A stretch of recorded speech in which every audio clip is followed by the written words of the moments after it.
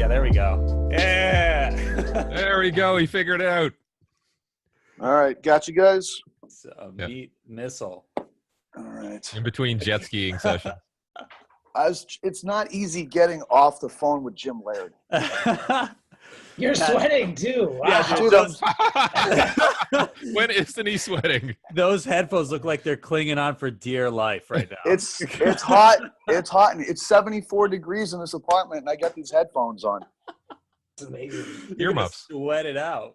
Dude, it's brutal in here. I have to turn the AC off so that there's no like noise going on, and yeah.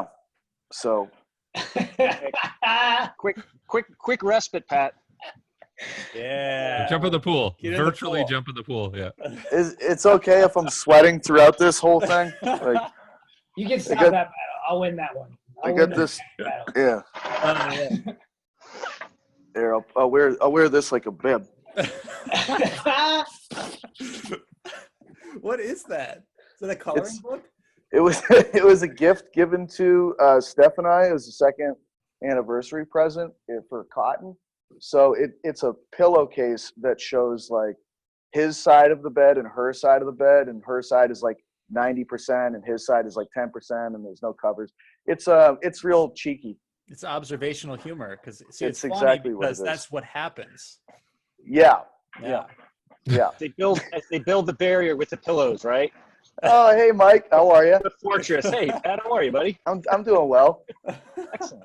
So this bib's okay? I want to Yeah, make sure man. that You look good. okay.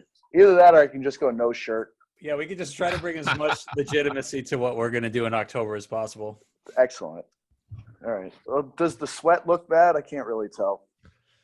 It looks like you just drooled all over yourself, actually. Well, I can change my shirt. I got another one right over here. You could just be shirtless, too. I'll be right back. Start recording, Derek. He's going to do it right on film. He's recording right now. Yeah, it's just automatically default. Do the Chun Li thing with your boobs. You hang around Pat for a while. You're like, I don't think I sweat enough. Pat, quick, do the blood sport thing. I don't know if you can hear me. No, you got the headphones up. He's putting his sleeveless on. He is glistening. Oh my goodness. Ooh. I gotta up my game. All right, I'm back. I've got a light. I'm already sweating through this one. How's that possible? No sleeves. Boom.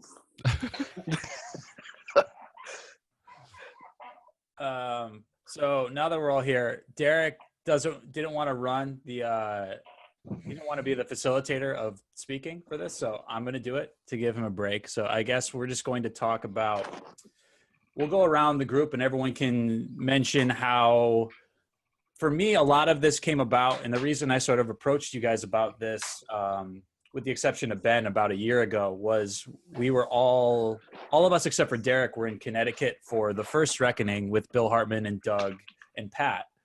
And one of the things that Bill had done in his talk was challenge everyone to write their models out. And this was something that I'm sure you have all done at some point in your career, but I'm a bit younger. So I hadn't really done it in a comprehensive way for some time. So I kind of went back and wrote everything out and taught it to some people and started using it as a new way to teach the internship. And then I thought it would be great going through all these different models and ways of thinking that I had been through and I had used to learn over the years, kind of led me to realize that there's a lot of commonalities between all of the things that seem to work.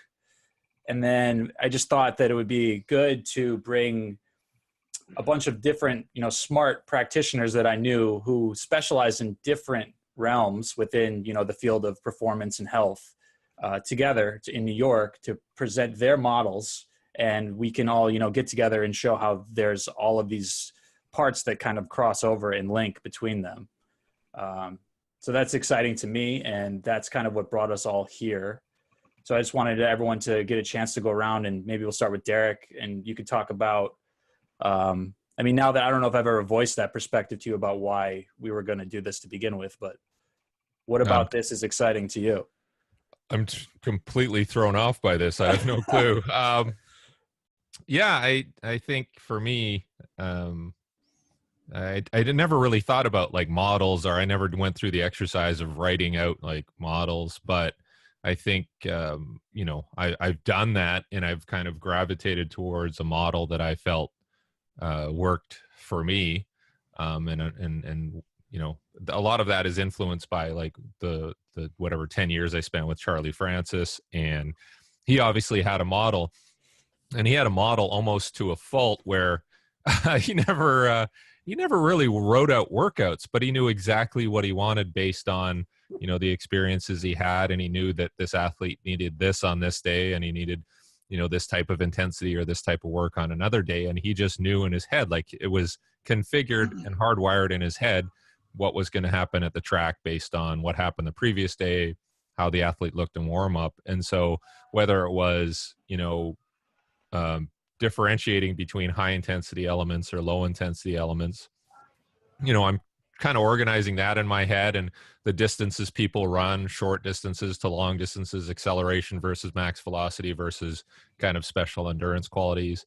Those are things that, I always think about when I'm working with an athlete. And then all the technical elements are kind of organized in my head, but it does stem from my work with Charlie Francis, but also being a young track athlete in Canada, because a lot of his stuff came off from a guy named Gerard Mock, who started in the 70s and built the Canadian track and field system based on the Polish model that he developed. And so it's kind of ingrained, like, and you don't even know it. It's just kind of an organic thing that I kind of fall back on and go, okay, I do this because of this, and it all fits together. And then even when I work with another sport, I'm still using the same principles. And it kind of works. And I don't know, maybe it's just kind of a narrative I create in my head where I'm rationalized like, oh, this works because of this, but it makes my decision making a lot easier rather than somebody telling me like, oh, these are good exercises and, this is your periodization scheme. I tend to be this combination of proactive, reactive, where I just go, okay, I know some background on this athlete. This is what I see. And when I was at the NSCA conference, I presented on screening through, watching people run. And that's just the way I work. Like, okay, go run. And then I'm like, oh, okay, looks like they're not strong enough. Looks like technically they have some issues. They have some range of motion issues. And that's just how I work, for better or for worse. It's just based off that model that he created and I was kind of brought up in. And, and then, talking to people like Mike and Pat and ultimately Ben, I'll pull things in and have it fit within my model and go, okay, that thing that I talked, about metabolic training with Pat, that can fit in here, but I already have my framework set up, and I'm just looking for new ways to kind of work the framework. So, but as far as, presenting with these guys, I think that's the interesting part for me, is like it's constantly evolving. So I can present my stuff, and then the three guys can say, oh, have you thought about this, or have, this work for me? And then now I can integrate and adjust and make it work within the model. And I've never really had a problem doing that. So that it's been a very flexible approach for me. And I think that what you're saying, like Charlie being able to just see an athlete on a given day, that comes from a lot of learning and practical knowledge that he's gained working with athletes. And a lot of the things, like the way he's viewing the world, are through these principles that he's sort of latched onto and just grows from there. And I think that's when we're going to look at commonalities between everyone's models. I think that when you talk about being principles based and you have like your core values that you work off of, I think there's a lot of carryover between just having those, and not just like, marrying yourself to exercises, or, saying that, like we were mentioning before about like how a lot of people might be going away from the barbell for fitness reasons with people, because it's not about a barbell or a kettlebell or, a machine. It's about like, what are the outcomes that we're going after, and like which sort of lens are we going to use to get there, or which sort of direction are we going to take to get there. That's something that I think Mike is probably presenting about when he's going to these Perform Better conferences. And that's actually where you are right now, Mike. You just at Perform Better in Long Beach, correct? Yeah, still here. It's Yeah. fantastic. Great place to be during the summertime. You know, it was actually interesting as this conversation started. I thought about it yesterday during my hands-on session, and I presented. I don't even want to call it a model, but I presented kind of like an assessment screen. That's not an FMS or an SFMA or DNS, PRI. It was just kind of like looking at certain movements of joints and limbs and trunks and torsos. That's totally hands off. For the performance coach, for the strength and conditioning coach, for those that worry about kind of doing hands-on assessments as part of their program development. And so I said, well, I put some stuff together, and I was like, okay, so let's go through it with this one person. So I brought him up and went through, you know, just basically visual assessment, supine, looking at arms moving, looking at legs moving, looking at trunks moving in different positions, and then showing applications of things that I could do based upon that and what it would allow me to guide that process.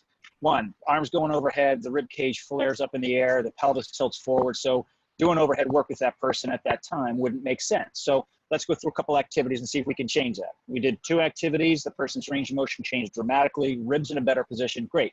Now we can train them overhead. That might not be the way I do it. I might actually grab the arm and bring it overhead. I might look at rotational elements differently for my own model. Do you know what I mean? But there's ways that, to your point, Chris, that all of these can kind of work together, because we're all kind of looking at the same sort of stuff, but just from different lenses in many ways. But how can you present it, or how can you figure out a way to apply it to your own given environment that's okay based upon what your knowledge base is at the time, what you're able to do as a professional, you know what I mean? Like clinically, or is it like you're a hands-off person, or is it a massage therapist that's trying to figure out what part of the body they want to take a look at? You can still look at movement. So the elements of what I'll present will be things related to, hey, here's some screens that you can do that are hands-off.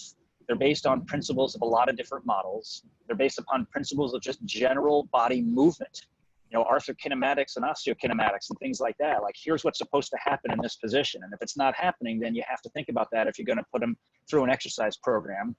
And what intervention strategies can you put into place to allow you to create some correction or change that you're trying to be able to put them through so that you can then do what it is you want to do. And I'd also present some hands-on stuff. So if we got people who are physical therapists or chiropractors or things like that, saying, hey, here's some hands-on elements that you can begin to do as well too, to hopefully create the change that you're looking for to be able to get the desired outcome that you want. Whether it's you're treating with someone who has pain and you want to train them, or whether it's someone who just has some limitations and you want to be able to create the change you're looking for to get the desired change outcome. Right. And I think that'll be really beneficial for a lot of people, even if you're not working in a clinical setting, to see some of these clinical things, because even if you don't have the license to put your hands on people, and you're not going to do that in your training anyways, it's still important to know what sort of changes can come about by doing that, or where you're coming from when you're looking at those certain things. Because that also can help connect the dots between if you're seeing someone in post rehab, or if Derek is seeing an athlete after he goes and sees his friend Dean in like a clinical environment and wants to get him back into a return to play type of program, we can sort of speak the same language and see it from the different angles too. So yeah, having talked about like the assessment side of things and how Derek sees things from the performance side, let's talk to Pat next about seeing things. Pat, I know your model is very, biomechanics based, as it sort of evolved over the years. And I know that you're going to be looking at things from more of like what we can do in the strength and conditioning environment to help people in this realm of health and performance. So talk a little bit about what you're going to be presenting on. Well, largely I'm going to be telling a lot of fart jokes during my presentation, and I'm hoping that gets a lot of laughs. And then during the other 5 to 10% of it, I'll get into what I think people should do from a training perspective, primarily in the weight room. So, but just to sort of take a step back, I like most other strength coaches, in my opinion, came into this field as a failed athlete. And a failed athlete who is willing to do whatever it possibly could have taken to have been a successful athlete, but ultimately didn't have it work out, and almost was driven crazy by that. Like, what was the missing ingredient? What was the thing that I wasn't doing? And I think that I've become obsessed in many ways with limitations, and really, it just comes down to like, I wish I could have figured out what was the thing that would have allowed me to run a 40 time at the time that would have made me a potential Division I outfielder in baseball, and then would have allowed me to become a potential professional baseball player. You know, and probably in truth, in looking back at it, it's probably like literally structural limitations in like the length of my femurs and tibias and humerus, radius, ulna. You know, you're just not going to see anybody run blazingly fast who's got a trunk that's the size of like a 6'2" person and legs the size of a 4'8" person. But it probably myosuction, Pat. yeah, like something needed to be different from that perspective, and it's probably non-changeable structural limitations. But it's I'm grateful for those limitations in my own personal athletic career, because they set me up to want to learn as much about changing humans as possible. And that's really still what I see myself as is I want to be an expert in the manipulation of the human organism, and through whatever means can possibly do that. And I also I just look at myself as a puzzle solver. Like I'm fundamentally pretty lazy as a person. I want to do the least amount of work possible to gain the most amount of success from it that I can. And I don't like to be a hands-on person. Like I hated actually collecting data in labs when I was in college. I like to just think of theories and models and then let other people do the dirty work on the day-to-day. That's essentially how I want to work as a professional. I want to think of strategic models that I can map out and then let other people actually run them and see what happens. So from that perspective, I just try to actually map out every quality that I can possibly think of that the human is capable of expressing, from like like expressing your biology, expressing your physiology. How do we do that? And I tend to think of it from the perspective of almost more of like an engineer side of things. What shapes can the organism assume? What are the most beneficial shapes for a task? What direction do those shapes need to move in? How fast do they need to move in those directions with those shapes? And how much force do they need to be able to move in from the shape that the organism is assuming? So I try to categorize shapes, directions, and then like essentially the vectors that those shapes can take part in. And I try to identify, well, what shapes can you not assume? What directions are you struggling and moving through? And then like, what is the limitation? Is it a changeable limitation or is it a non-changeable limitation? If it's a changeable limitation, how do I find the fastest, easiest, most effective way to change that limitation? What's the best tool to use? And then like, I just try to study like what would cause the person to not use that tool. Like, do they think it's a stupid exercise? You know, what's their brain's perception of this experience? Because I don't care about what the exercise looks like to other people.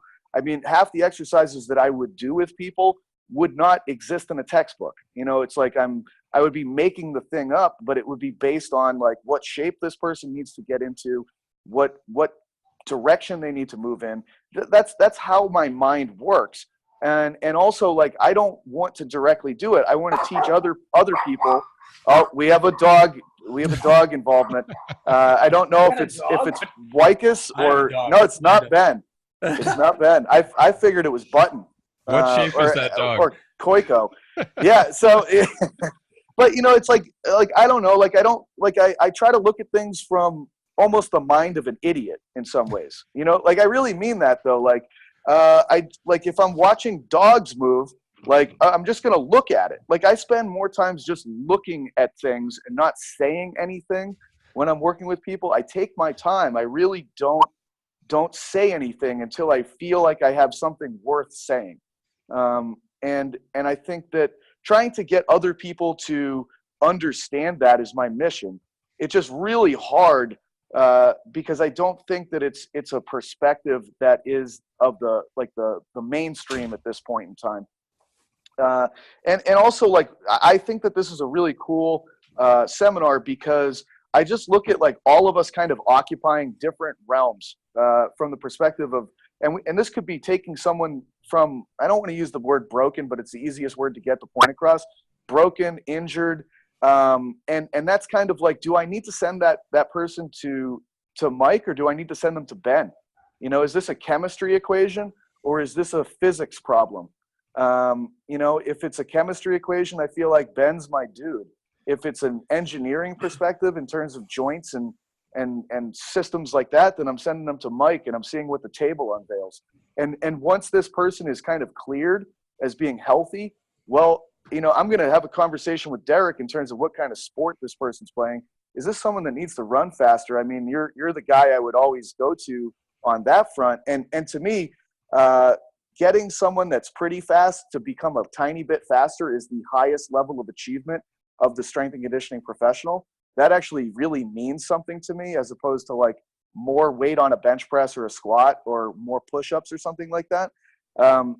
So, you know, I would look to use the tools that I have available to me in a weight room to unlock the underlying capabilities to send them to Derek for that on-field or on-court transition to actually expressing the movements needed in sports at game speed or whatever other kind of terminology we want to talk about.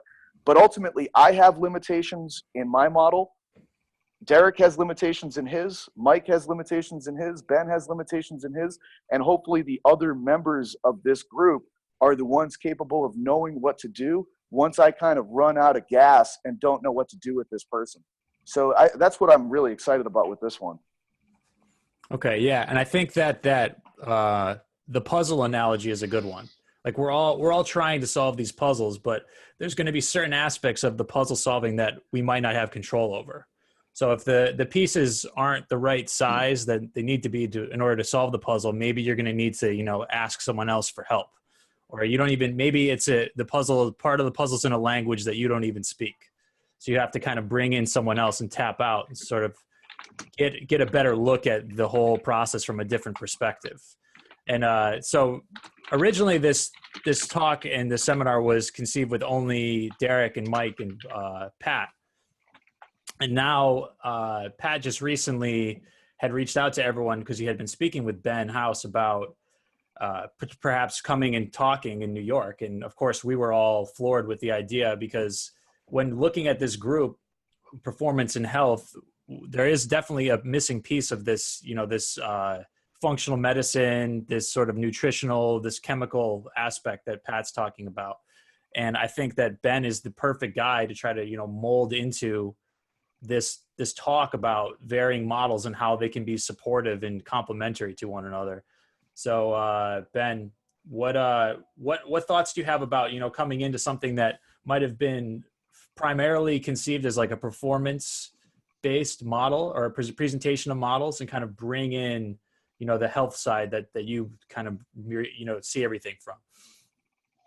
Yeah, I think like if you look at what's the fastest way to get somebody's vertical jump higher, it's to make them weigh less. Like so like you can spend all your time doing this stuff, but if you can mess with body composition, you might have better results. So for me, my model it's a canvas model. I want to build a canvas that I can then send out to these guys to do whatever they do. Like I'm not going to train an NBA basketball player. I'm not going to train a sprinter. I have no desire to do that, nor should I be the guy to do it. But if that person does that person need to put on more muscle? Maybe not. Maybe they just need to support what they have and get stronger, right? So then it becomes all about like, how am I going to create maintenance calories? How can they eat as much as possible to support adaptation?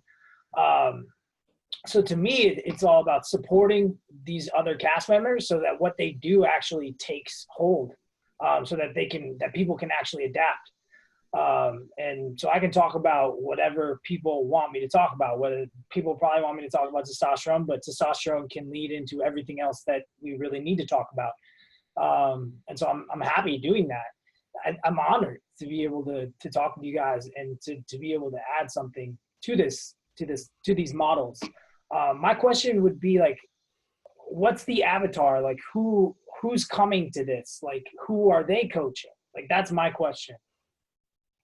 I think it's going to be a variety of general population, sport coaches, clinicians, probably chiropractors, physical therapists. So it's going to be a wide array. That's why, like, the whole idea of having, you know, principles-based models, these sort of things apply to humans, which is, you know, we all work with human beings. So I think that we can find these commonalities and the common ground between what we all do to help change and enhance, you know, human physiology. I think that's like the perspective that, you know, we should try to take with all of this. But if you had one coach, like if you had one person that you wanted in the audience, like who would that be? Like who is this for? I think it could be for anyone. I think that's kind of what I'm trying to get at, is that you could bring in a physical therapist that works with old people, or you could bring in a football offensive line coach, or you could bring in someone that trains power lifters, or you could bring in a chiropractor that sees, you know, pregnant women. And it's all of us from some perspective or another could help that person. Yeah. I think it's conceived as something that's like wide reaching. But certainly you want people who have pretty open minds about, you know, looking at things differently. Absolutely. So that could be anybody. That could be general population person. That could be a physical therapist. That could be a sports coach, you know, so. Right. And, you know, thinking about how learning in the brain works, and, you know, different patterns that are available to your brain in order to draw from, and patterns also being, you know, synonymous with models. If you're exposed to all these different and seemingly unrelated aspects of health and performance, and then you can see where there's the carryover between each person's model, I think that'll make everyone in the room better, even the presenters. I spent some time talking about that a little bit yesterday with my talks. When I was talking, the title of my talk was Planes, Gains, and Axes of Rotation. And I did that to kind of draw people in. It sounded cool, but also because you want to kind of say there's things related to what we know and what we talk about for commonality of language that helps to kind of get everybody on the same playing field. But my next slide, after kind of talking about the different cardinal planes and axes and 6 degrees of freedom, was kind of like, you know, I've just made you all simplified, linear-minded people. And that's just not what the human system is. To Pat's point, it's about shapes. And how do we create this shape shifting to be able to allow the system to be able to, and I'll use this word, morphing into a better position for it to be able to function. And I think to be able to create some of the, present some of the different models as to how we look at some things and some of the different things that we would look at to create a base understanding about what you want to do with that human form, and then take it to that geriatric, pregnant, high-level athlete, is where you then kind of stack on the other layers of knowledge based upon your individual environment. I think in many ways there's stuff that we are all kind of doing that give us that base understanding. Derek alluded to it, Pat alluded to it. I do so much of my stuff based upon observation and being able to kind of look at things and saying, hey, that just doesn't look right to me. And I'm going to wait for you to be able to see if you can figure it out, or do I have to kind of step in and give you something that's going to allow you to be able to make the appropriate change to be able to get you to be most successful with it. So some of the things that I think that we'll be introducing will be observational and like, hey, just take a look at this person. We're going out to the track, right, Derek? We're going to spend time watching people run. We're going to spend some time looking at someone do just like a basic body weight squat or split squat and say, what do you see here? What would you make adjustments to appropriately? And I think that could be very beneficial for people, again, regardless of the population that you're working with. Yeah, I like, oh, sorry, go ahead, Pat. I was going to actually ask all of you guys, like, how many of you have seen the movie The Devil Wears Prada? I love that movie. Stanley Tucci, man. I haven't seen the whole movie, but I saw one part. Actually, I haven't seen the movie at all, but this guy I know watched it and he told me about it. But anyways, there's this part where, you know, the basis of the movie is this girl who's like this Manhattan professional. She's supposed to be highly educated. She goes to intern with like this high level fashion mogul. And the girl that's interning thinks it's all kind of a joke. Like the fashion industry is not like this super high realm of thought and leadership or whatever it is that's supposed to be where we focus our knowledge as a species. And you know, but what there's a scene in particular that I'm thinking of where the woman that's the mogul in this world basically says, like, listen, you know, you might think that what takes place on the runway at the highest level fashion shows has no bearing on regular people, but you couldn't be more wrong. That in fact, these things trickle down, and even like the clothes that you might purchase at JCPenney, the elements, the cuts, the designs, the patterns, they all are based on what's taking place at the highest level of the runway. It just happens slightly after the fact. And I look at fitness as being very similar, where there are really great coaches out there and leaders who understand human anatomy and physiology at a very high level, and they come up with strategies and tools to be able to get people to express qualities that they're looking for. And eventually these concepts, for better or worse, trickle down to every level of fitness. And you might see ridiculous things like people using foam rollers or this, that, and the other thing, or the bastardization of exercises that aren't remotely what they were at the highest level. And I just look at the people that are presenting here as like, we're the people that can have the capability of designing the runway garments. You know, these really wild, maybe exotic looking things, and ultimately other people are looking up to us in some ways to help them redefine their thought process with exercise, and ultimately they'll use our strategies and thoughts and use it on their own. And my goal is always like, what's the, like, you know, the telephone game, like you start your message and by the sixth person that's saying that message, it's completely different. I like it when the accuracy is almost 100% in terms of how it trickles down to other people. And just being able to clearly define the model as closely as possible, and to bring like multiple minds together so that we can grow from each other is the really cool part. But sort of just echoing what other people have already said, like the human is a fairly heterogeneous species, or sorry, homogeneous species, where we're much more similar to each other than we are in fact different. Even compared to other species, like our skeletons are remarkably similar. You know, our physiology is remarkably similar across the board. That which applies to maybe someone like a Tyreek Hill in the NFL could also apply to somebody that's like a 40-year-old, you know, desk jockey. It's just maybe the absolute expression of it is different, but what Tyreek Hill would need for his hips is probably what that person would need for their hips. And getting that message across to people accurately and giving them some tools that they can take away, I think would be a really good goal for this. So what's the avatar? You know, I'm not sure how much that applies. Like, I would say the avatar in some ways is speaking almost to ourselves, and but having that message be understandable to each other. I think that to me is always the avatar. I'm thinking about presenting to Derek, to Mike, to Ben, and if you guys get what I'm saying, then I think a lot of other people will get what I'm saying, just based upon that homogeneous nature of our species and that cultural transmission of knowledge that could take place. So this is like a business person's nightmare and our dream? I think business people are facing a dilemma, quite honestly. Yeah. And some of the best business people that I meet in the city from unrelated disciplines are now saying things like this whole avatar concept. Whoever the hell came up with that is probably somebody writing books as opposed to somebody really making money. Like it. They're like, you know, it's sort of like if something's the real deal, it's the real deal, and everybody knows it the moment that they see it. You know, science is truth, and it is the closest proximity to the truth we have, the best explanation for magic that we've come up with, and that's still where I want to go towards. Right.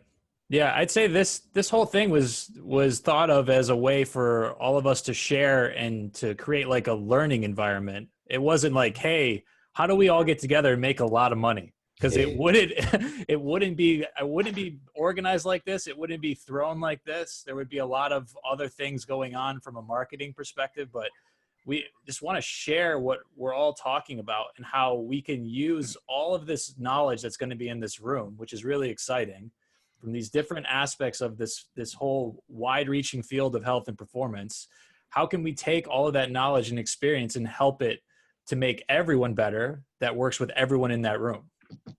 Like that's kind of the goal of this. We need to get Jillian Michaels on board with this. Yeah. As many people from The Biggest Loser as we can. Yeah. Well, and I anticipated being as well too a fairly interactive environment. Do you know what I mean? I anticipated being where, we'll be presenting various things related to what we perceive as helpful models to help other people learn from. I'm selfishly looking forward to spending time with all of you and listening to some of the things that you're going to present. But I also anticipate it being interactive. I foresee participants being able to really, hash out thoughts and ask questions and be able to kind of create a lot of interaction that you're going to get a lot of different opinions on for an answer. And for me, that's incredibly valuable environment. They had this Q&A here at this Perform Better Summits, and there's like a couple hundred people in the room, and all the speakers are up there and people are asking questions, and although it can be, painful at times when you hear the same question asked 5 different ways, do you know what I mean? But those types of environments, I think, are incredibly valuable because you're going to get a lot of different experience. You got people that own multiple facilities that have many, many employees, and you got people like myself that's a solo independent contractor practititioner.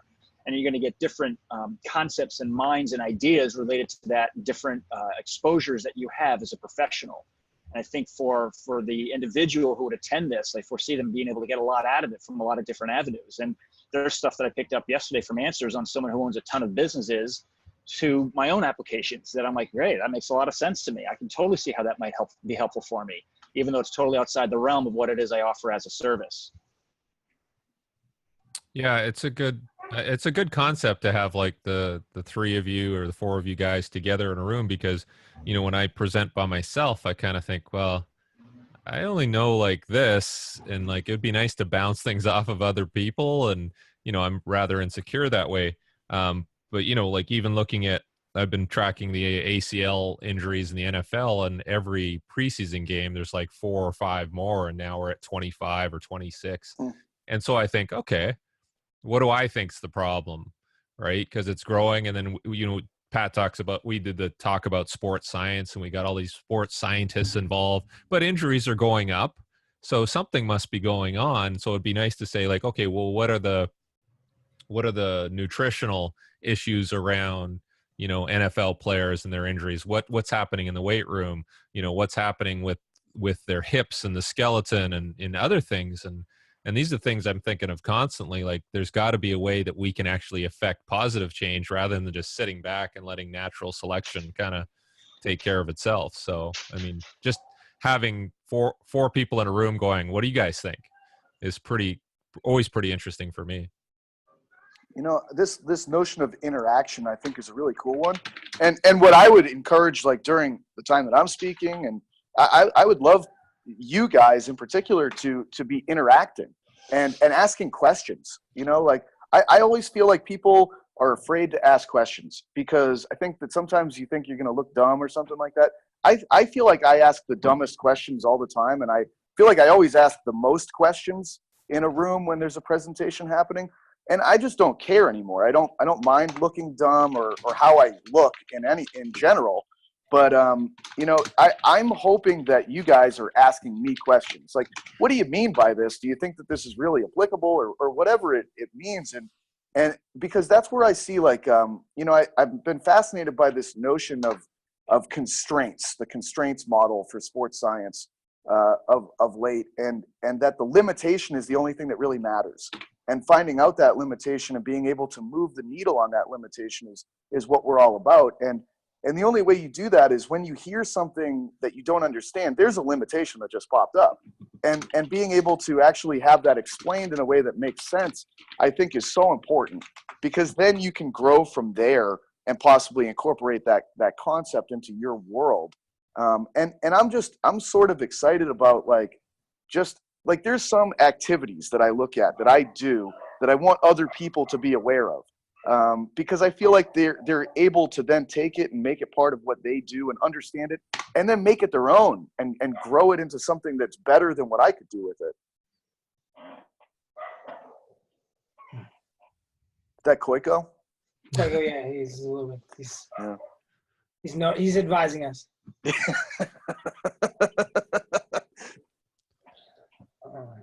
That's cool. So what I heard there is like something that's amazing to me. Like, so this seminar is all about like making good art. Absolutely. Like, make good art. Like just versus, all right, that's cool. I love the ACL question too, because I immediately went to like Pottinger cats. Like, this is probably the third generation of where we have micronutrient deficiencies. Our food is changed. So are the athletes that we're seeing in their 20s, like, are these kids really the third generation of fucked up humans? Like, it's pretty wild. So, and is that, we're just going to see really weird shit, like tibias breaking on cuts? Like, I think it'll happen, especially when you're in a low SES population like the NFL draws from primarily. Yeah, so that's interesting too, because it's like, if you're talking about that from a perspective of, 20-something-year-old athletes, you're also, as you go into the next 10, 15 years, those 20-something-year-olds are going to be 40-something-year-olds, and they're going to be seeing the same sort of, if it's a tibial fracture, that might happen on their way to the mailbox, or that might happen when they fall off a curb. So all of these things can be applied to, every human. And that's an interesting way of thinking about it for sure.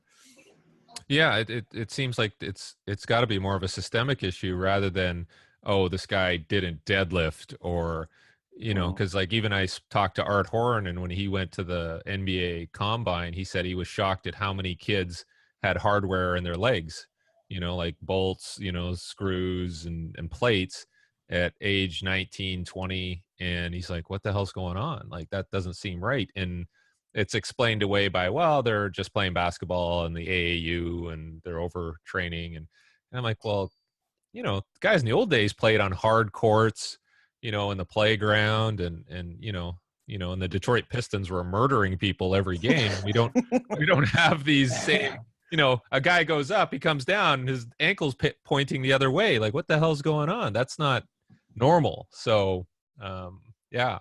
I think there's a lot of explanations we're probably not looking at.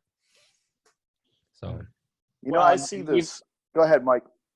I was just gonna say, and even as the level and intensity of speed and athleticism and the degree of force velocities that these athletes are putting out in any sport, as that has just continued to escalate over the years and dramatically over the last 15 years. Just like this massive change.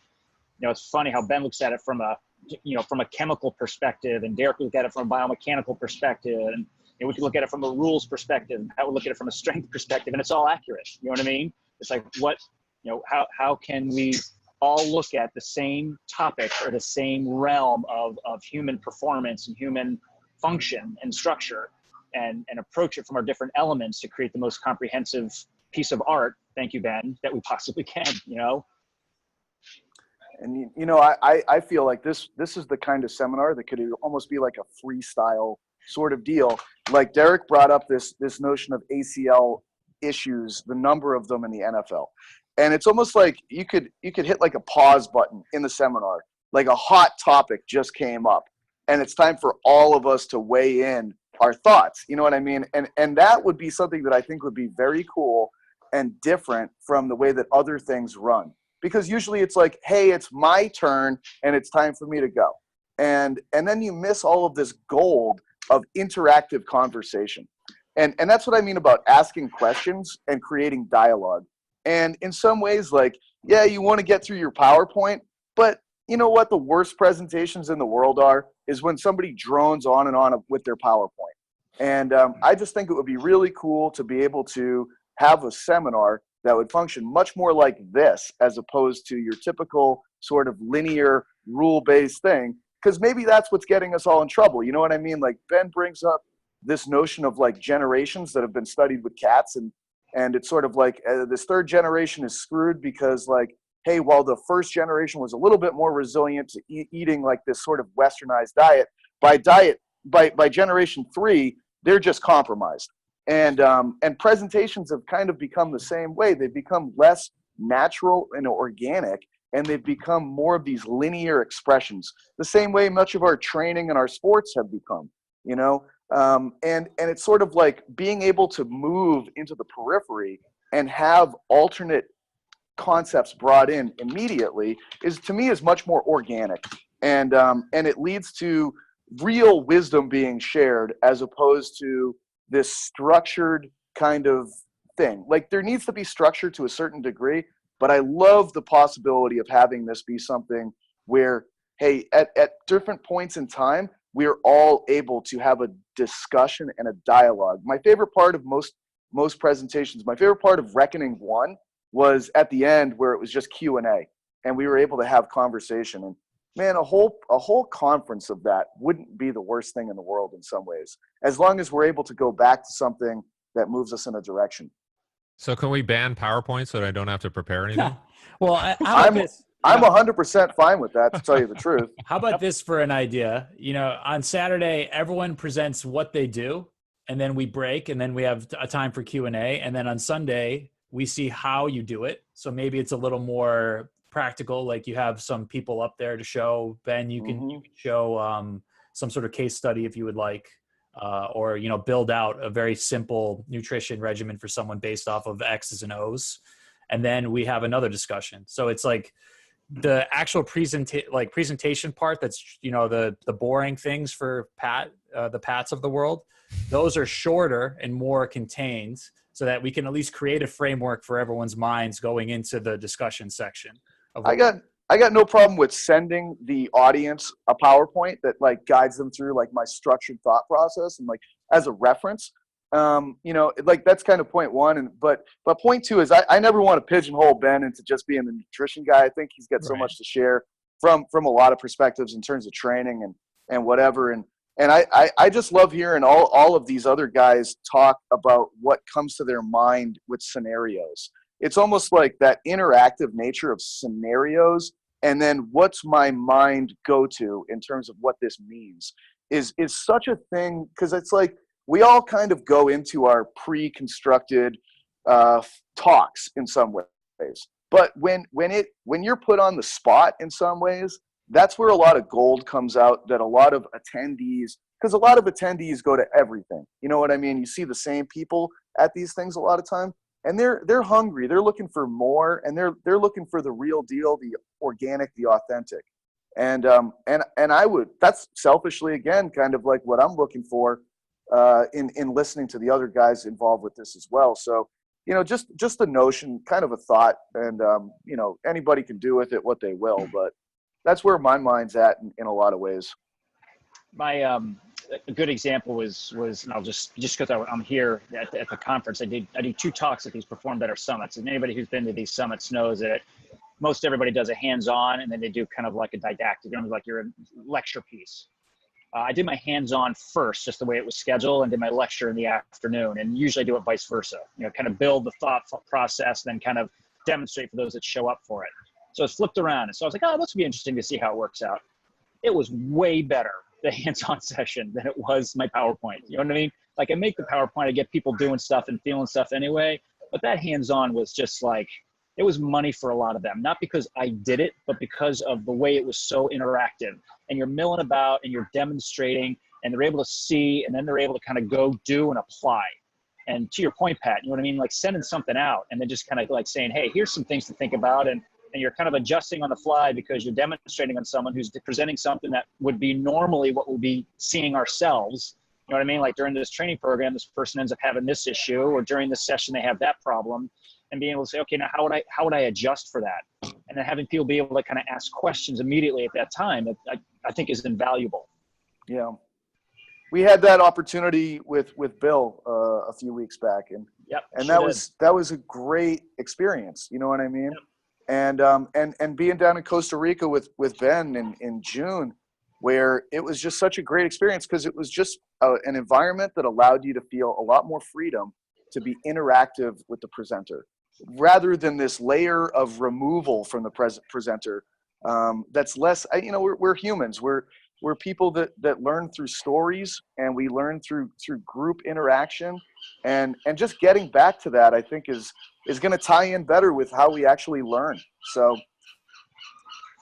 Yeah, that's why I posted that hype gym talk that I did with Pat there, because he just said, "Oh, come talk." I'm like, "Oh, I don't have any, you know, visuals or anything," but it was one of my better talks because I just, you know, talked about what I was interested in, and it was interesting. I was watching, my wife and I were watching something on Netflix, and for some reason the closed caption was on, so we had subtitles, right? And we're watching an English thing, but I was always drawn to the subtitles and I wouldn't really listen. I was just reading. So I'm like, oh, that's distracting to have actually something to read when I should just be listening.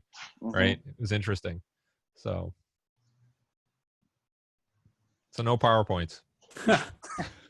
I'm game, man. I think like at this level with you guys, you've all presented before. It's not the first rodeo. You know, it's like, it's different. And I think that's a better, you know, I remember my first job was teaching at Brooklyn College, and I remember going there day one, and in this classroom, I'm looking around, there's no computer, and it's just a blackboard with chalk. And I was like, uh-oh, like, what do I do? Well, I guess I have to actually really teach. And I've heard Ben say it before. The only way you know if somebody really knows something is if they can draw it out themselves without any assistance. And you usually get a better explanation that connects with you when that's the case. So that would be kind of a cool constraint for this. This is the seminar where there's no PowerPoint. I was working with a client this week, and I was talking to her about what was going on and what I saw and explaining stuff. And I was probably talking for, I don't even know, like half an hour. And I finished and I was like, dang, I wish I'd recorded that. That actually came out pretty good. You know, it's just free flow, you know, and Pat, I remember one of your students, I don't remember, a couple of years ago, had you at Springfield and said, you know, he put up the slide about this window. I don't know does that sound right to you? Yeah, I know exactly what you're talking about. And he said, I think you spent the entire session, we just talked about that open window. He said, and that was the most like amazing presentation I've ever seen. So you never know what you can kind of get from just being able to kind of free flow and being able to kind of have your, you know, your stream of consciousness come out and be able to kind of to build upon that and have everybody then kind of interact and exchange with it.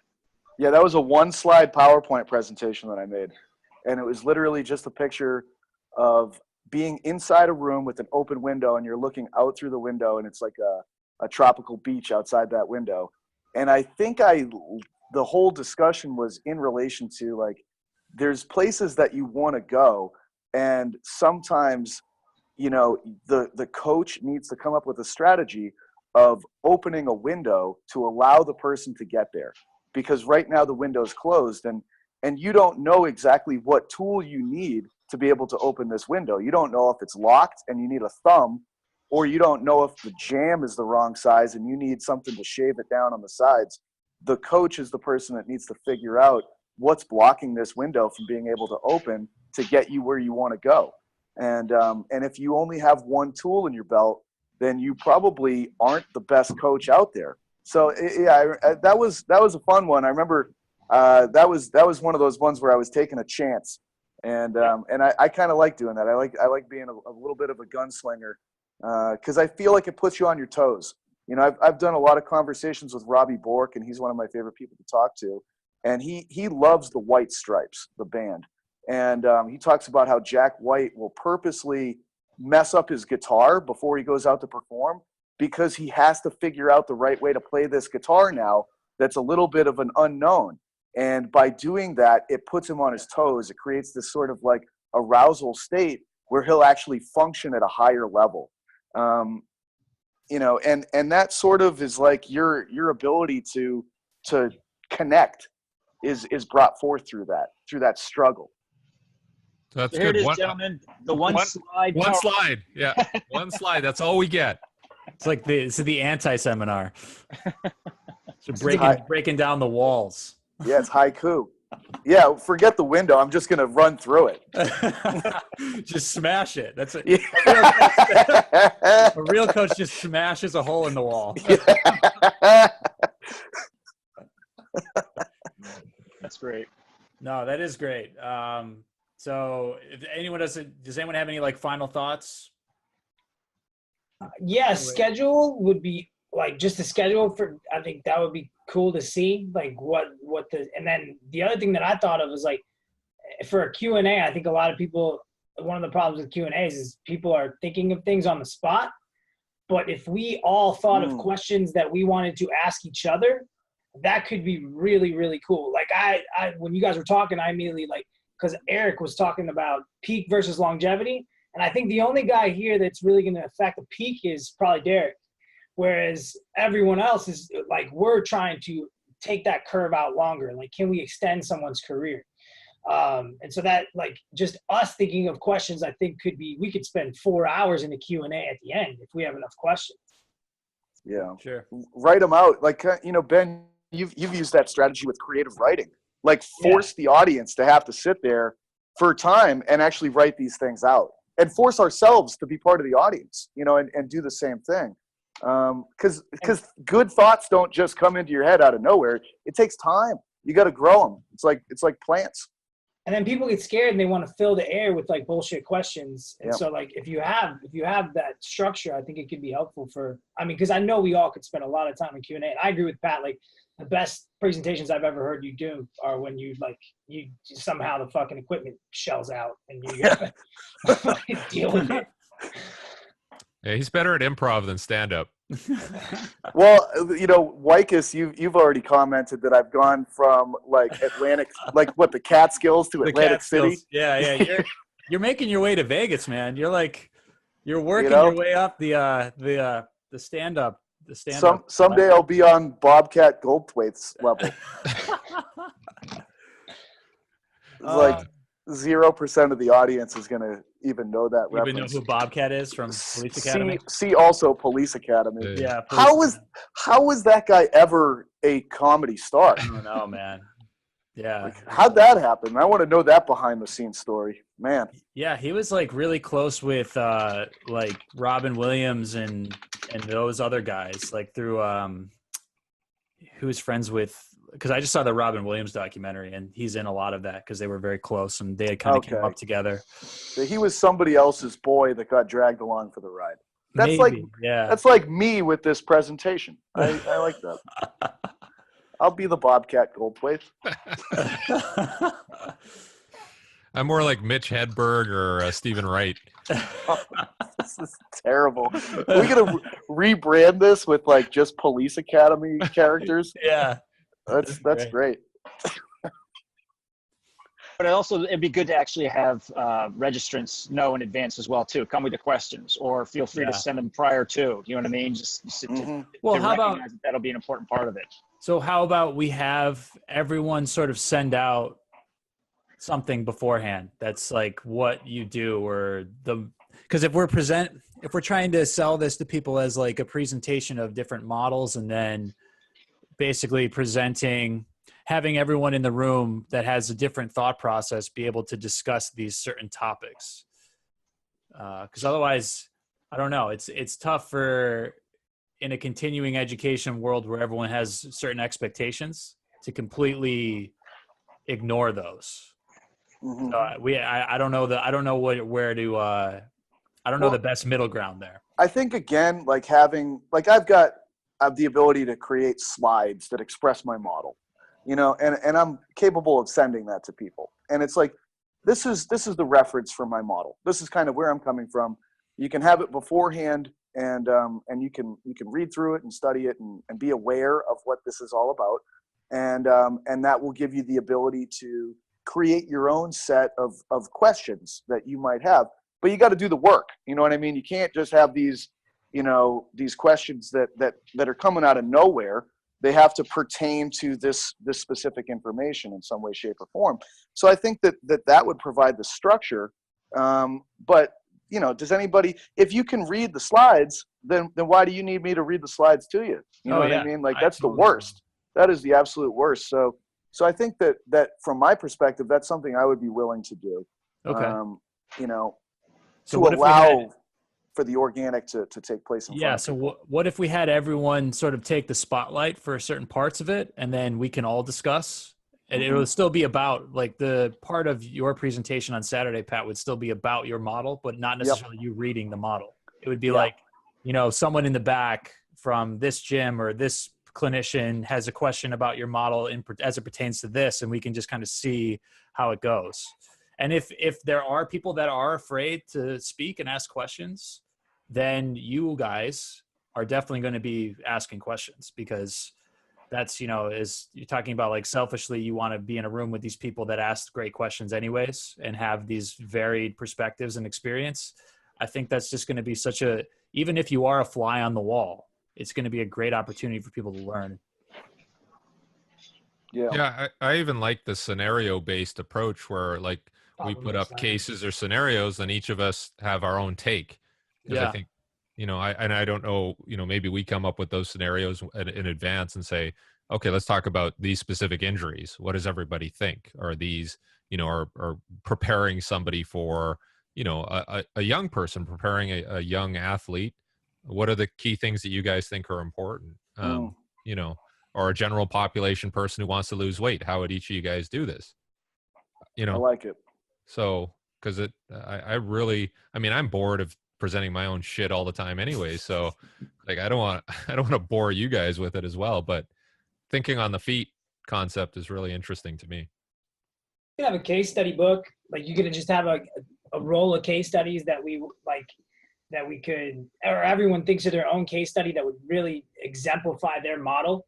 And then use that case study to kind of, this is my model in action. These are the holes in my model. And then that's where I would lead to this person. Yep. I like that. Yeah. It works. Cool. So what I'll do this was is productive. Yeah, and I'm gonna take this video, I'm gonna edit it and remove the Bobcat Goldthwait references. Oh, come on. Those are the gold. That's the gold, man. And then we'll just all throw this video out there and just use it as part of the promotion and give people an idea of actually what's gonna happen. So yeah, we're gonna get Pat to be shirtless for the end. Pat, you want to take your shirt off and get your pecs to dance like Chun-Li? What do you mean?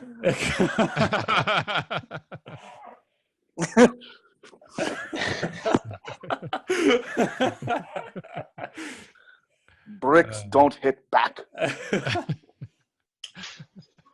Is it something like this? Hang on, gentlemen.